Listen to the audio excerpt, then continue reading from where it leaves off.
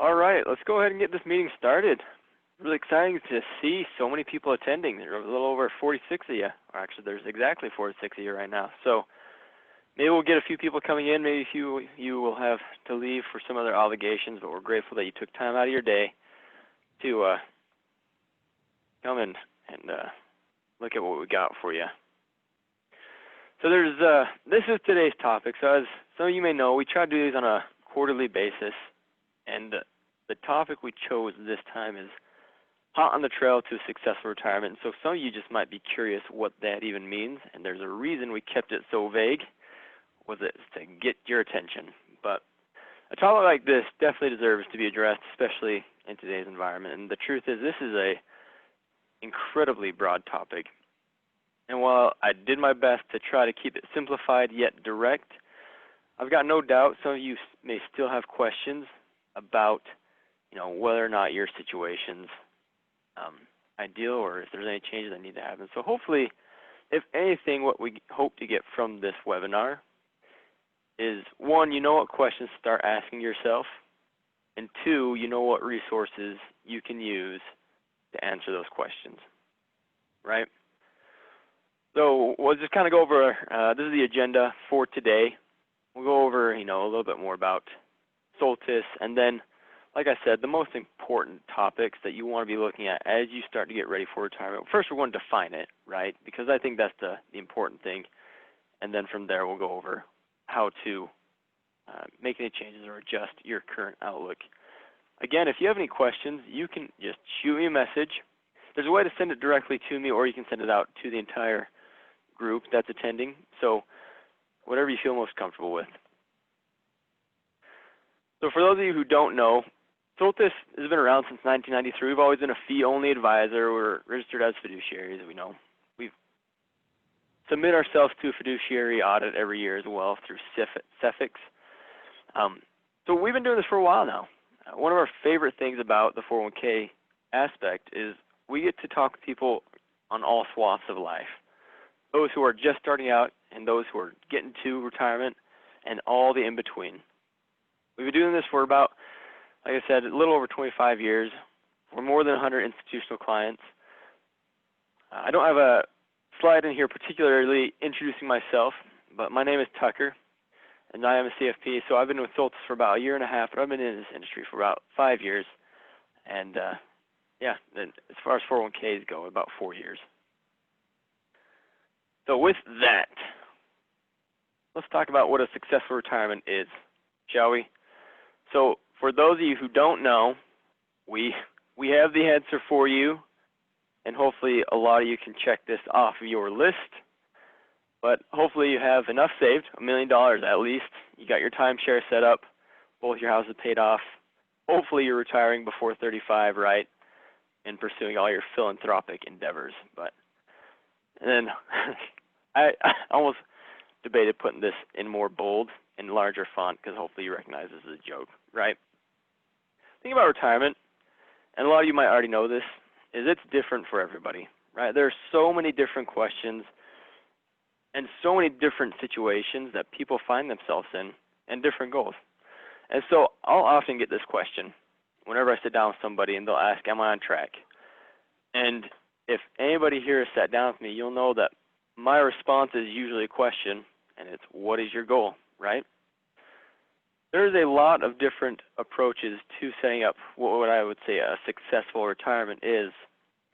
And so we need to start with questions, and those questions usually lead to goals. And so that is what I would say is a good foundation to starting out and getting ready to set yourself up for a successful retirement. So I've broken this up into 3 different categories. Those who are just starting, those who have been doing this for a while, and those that are just right on the doorstep of retirement. Oh, and I did just get a question. Again, my name is Tucker, so if you do have any questions, you can just shoot me a message. So if you're just starting out and you're looking to set yourself up for the best possible chance of success, these 3 questions I would say will get you on the right path. So whenever I sit down with somebody who's young, they say, how much do I need? And then I respond with, it depends what you want to retire on, right? Because if you're a person who lives a very moderate to conservative lifestyle, I mean, you don't need that much. You just plan on living at your house once you retire. Don't plan on traveling that much. You probably don't need that much replacement for your income, right? But if you do plan on having an extravagant lifestyle, that's a different story, right? And so it is very key. If you're just starting out, you need to find out what age you plan on retiring and how much you plan on living on. And then the next question that kind of brings this all together is, how much am I willing to save, right? Because you may want to live off of $80,000, $180,000 a year, and have $3 million in your account and retire at 50.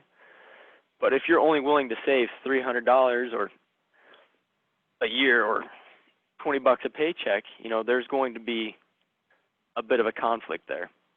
And so those three questions kind of wrap your bundle together to make sure you're all on the same page. Because if you can answer those three questions honestly, you can have a pretty good idea of what you need to do to start.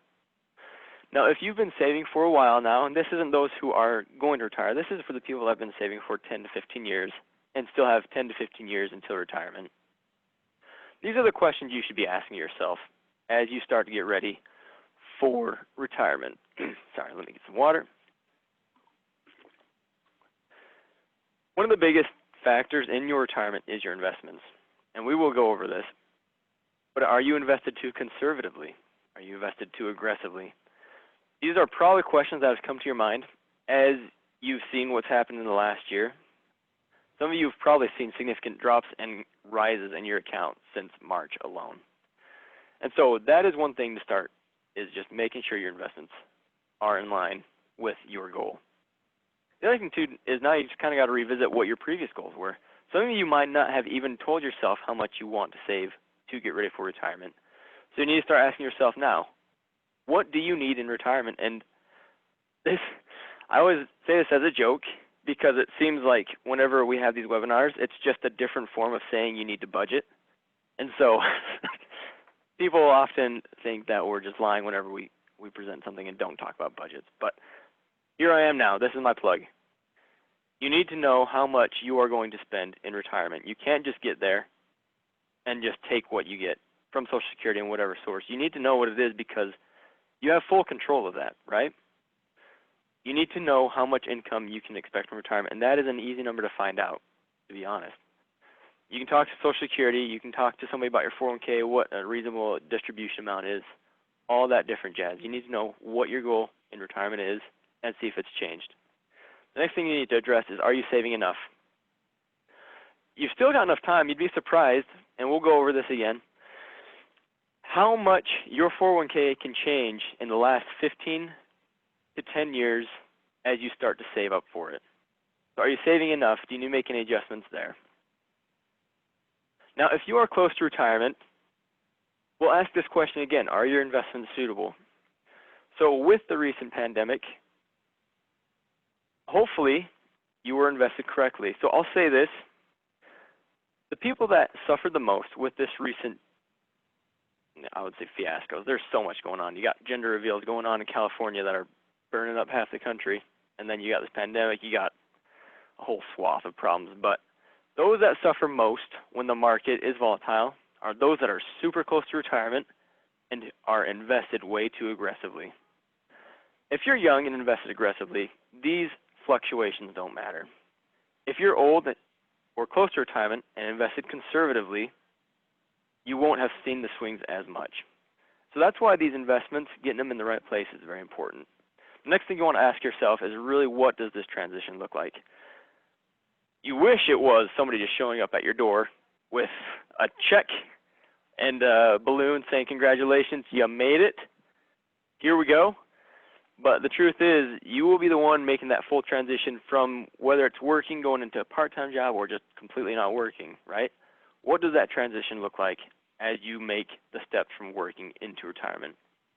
Third one is, I think this is very important because the truth is most people don't know what are all the aspects you need to prepare for in retirement, right? So have you talked to somebody?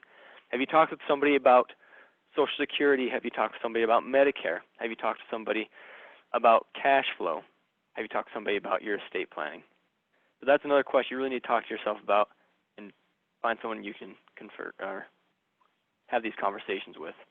And then finally, do you need to adjust any goals, right? Have you made enough to reach your income goal? Do you need to adjust it? Do you need to work longer? Do you need to switch to part-time? Those are the other questions you need to be asking yourself, because even if you get to retirement and you haven't hit that goal, if you haven't hit that $2 million mark, you know, are you content with maybe making some adjustments there? And that's really what it comes down to. So that is the first part to getting ready for retirement, to making sure you're setting yourself up for success, is setting these goals and having them written down somewhere that you know exactly what you're working towards. Now, the next question is, are you saving enough, right? Because this is ultimately what a few of you come here to find out, right? How much is enough? Are you saving enough? So I'll show you this graph as it's just kind of a benchmark. This is one of those graphs that sometimes people can look at and be discouraged, right? So if you're 50 and you haven't saved anything, and you make $90,000, you need to be saving 49% of your income. This isn't as much to discourage those who haven't saved any. It's more of just to kind of put a line for those who are starting and to really not focus too much about, you know, what is and what isn't a successful retirement. But I will say that some of this graph is true, right? If you're 25, you're making 50,000, 8% is a pretty reasonable rate if you want to have enough to make it into retirement. If you're 35, you make 70,000. 15% is around right where you want to be, right? So the important thing here, I'd say what you want to glean from this is if you're young, you can just see how much it takes to really make it to a successful retirement, to have enough money to replace your income by the time you get there. I want to paint some color to what we're talking about, though, because the truth is, if you're not saving anything, you're not alone. It's just the retirement atmosphere, the retirement outlook in America is pretty bleak, just because there's so many other things that people are focusing on. And by the time you do focus on your retirement, it's often very difficult to get your investments going for you, right? If you were to just take what we saw on that previous slide, the median account size, and have a reasonable distribution from these accounts, and reasonable being, you know, you want it to last 20 to 25 years after retirement, right? So we usually use what's called the 4% rule. But you'll see that the amount per year you get from these accounts often isn't enough to float you in retirement, right? So we see just what a disparity it is, that the amount that you need to save up to be able to supplement your income in retirement. So the whole point of these slides isn't to say, oh, if you don't have, you know, a couple $100,000 saved up, it's not worth it. The point is just to say, you know, start evaluating where you are right now and start making adjustments if you need to. The truth is, if you are patient and have the long-term outlook, it's amazing what your accounts can do. So just from this simple example, say you started investing at 20, and I know a lot of us wish that we could have, but what we're trying to look at here is you look at the first 25 years of this graph and look how much it changes. Like, that is not that much. It almost just doubles the amount. But what happened in the last 20 years or 15 to 10 years? We see just how much of a difference this makes. So don't be discouraged if you are 45 to 50 years old and you only have, you know, $100,000 to $200,000 saved up. The last 10 years, last 10 to 15 years make such a difference in your portfolio and your 401k that it's important to keep the money in there and keep it invested wisely and view the long-term goal. So I've talked to a few people on both ends of the spectrum recently with the pandemic happening who put their money into cash and those who kept it invested. And the people that kept it invested are a lot happier right now than those that moved their money into a more conservative investment back in March or April even, right? So just as a way for illustrating, you know, what does it take to make $1 million, right? What would you need to do? So just make some assumptions here. Let's say you're retiring at 67. You get a 7% annual return. So I say compounding biweekly. The reason I bring that up is just most people here are paid on a biweekly basis. And let's say the average income for from 20 until 65 is $40,000 a year. So if you see, I mean, I don't have to hash out this whole slide, but you can see just what Starting young does, and then the older you get, I would say if your age is 40 or 50, the takeaway here isn't that you need to contribute a larger percentage, because hopefully you're making more than $40,000 a year. It really is just to sit down, evaluate your goals, make some adjustments, get to it.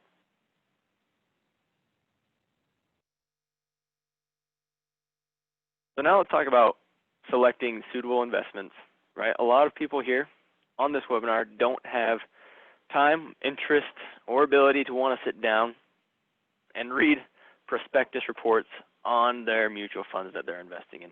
Some of you probably were put to sleep by that sentence alone. So the truth is, this is where I think having an expert, or at least just some background on it, will help you decide what you need to do to invest. Let's break down this graph just because there's a lot of really interesting information here. Let's go to this bottom half first, right? The range of stock, bond, and blended total returns. So basically what this means is if you were invested from any time from 1950 to 2010, these are rolling windows. So any 1 year period, you could have gotten 47% or down to 39%. Those are the highs and lows of that 60-year stretch. If you were invested for any 5 year period in a 100% stock portfolio, the highest you got was 28, lowest you got was 3%, so on and so forth. This purple one is a 50-50 mixture of stocks and bonds, right? What is so interesting about this graph in the 10 to 20 year rolling window? It's the fact that the bond funds and the 50-50 funds don't have any negative returns on average in that stretch from 1950 to 2010. Now, stocks did have a negative 1% in the 10-year, but what's interesting about the 20-year is that you got 17% return in any 20-year rolling window from 1950 to 2010. I mean, we had some pretty devastating years during that time. So what does this mean for you, right? We got a lot of volatility coming up, and this would be a good time for me to plug. We do have an upcoming webinar that talks about the election and what influence elections have in your investments, because that is a big question that comes up right now. So if you do have questions about that right now, I would recommend just tuning in for that next webinar that we'll have on this. But more than anything, I want to point out that when you invest your money into your portfolios and you want to reach retirement and have enough in there, you need to be willing to recognize that short-term changes oftentimes don't really affect your long-term gains, right? And so as you invest and you've got long-term, medium-term goals, and short-term goals, keep in mind these pie charts just right above. The longer you have until retirement, you see it's 15 plus years, the more equities you want to have, the more this blue you want to have. Because the longer term you invest, higher the chances are that you'll get better returns. Medium-term goals, you probably want a good blend, almost 50-50 to maybe even less than that. If it's 5 to 10 years, you don't want to worry as much about these fluctuations. You don't want to worry much about volatility. You shouldn't be trying to get large increases in your portfolio 5 to 10 years before you're going to retire. Now, I do have a question is, if you're 60 years old, how aggressive should you be? The question again should be, when do you plan on retiring, and is it enough, right? If you're 60 years old and you've only, you're not going to hit that income goal in retirement, you'll probably be planning on working a little extra longer to help supplement your income and give your portfolio a chance to grow, right?